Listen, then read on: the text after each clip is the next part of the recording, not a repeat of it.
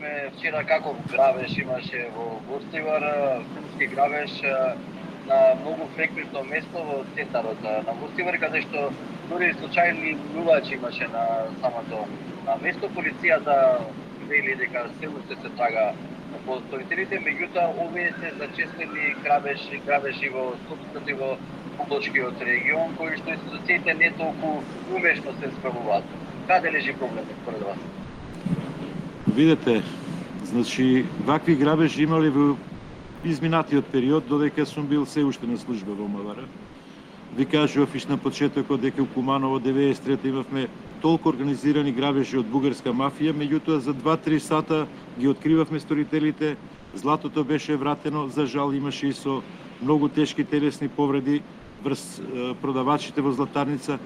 Меѓутоа да знаете тогаш дека тоа ќе го објавевме на радио дека се случило, опис даваме и да ви кажам дека за 2-3 сата решававме затоа што граѓаните целиот временски период дава информации каде се наоѓаат, каде ги забележале, што прават и како прават.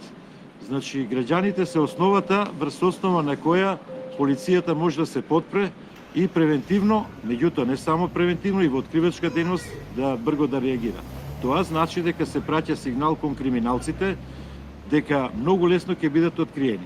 Вакви грабежи се повеќе и почести се затоа што институциите потврлаат. Зошто? Затоа што тоа е еден голем проблем кој никој не сака да го реши.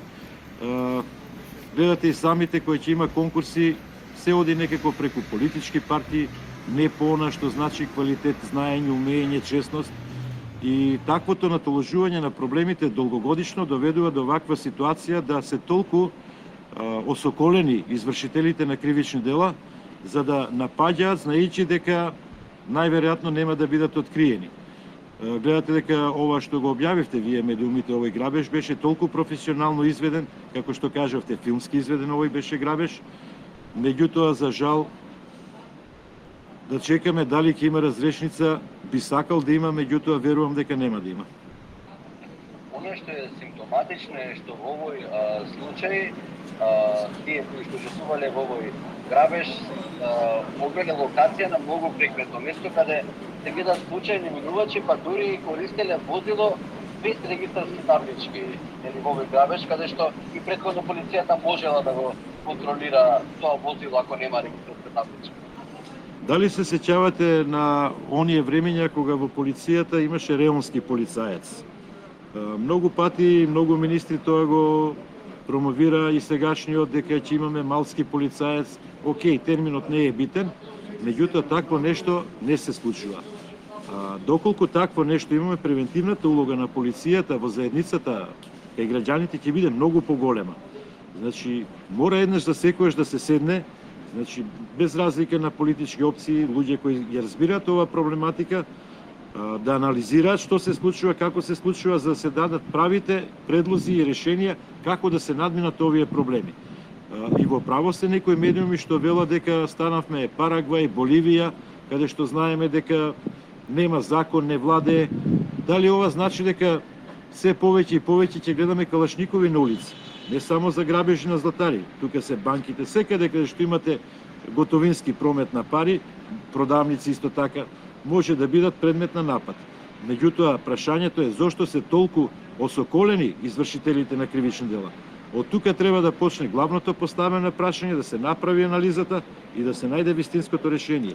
И еднаш за секојаш да се престане МВР да биде политичко-социјална институција, каде се запослуваат лица ради политички некои заслуги, социјално за да примаат личен доход и никој од нив да не бара никаква одговорност за нивното работење, односно што сработите, зошто безбедносна ситуација од ден во ден се влошува. Ова е сериозно влошување на безбедносна ситуација во една држава. И крајно време е да се разговара на оваа тема. Дали според вас проектот кој што го најавува Министерството за внатрешни работи сите ќе ги намалат ваквите грабежи, инциденти и криминали кои што се низ цела Македонија? Секако да, доколку профункционира, бидејќи овој проект се најавува наназад од претходните 2-3 министри во Министерство за внатрешни работи, меѓутоа никако да профункционира. Значи, тогаш имаше прекрасни резултати и во откривачка дејност, и во превентивна дејност, и тука е она конекција помеѓу граѓаните и полицајците. Да, меѓутоа кој ќе го види полицаецот на реон, за честен, поштен човек кој служи во интерес на граѓаните, ќе имаме таква соработка. Ако вака сега им ги прикажеме службениците како лица кои ги познаваат за некој, да кажеме, инкриминирани претходни дејанија, сега станал полицаец, таа доверба ќе се изгуби. Најбитно е се од се дефиниција на професорот Воделич, единствено народот знае се.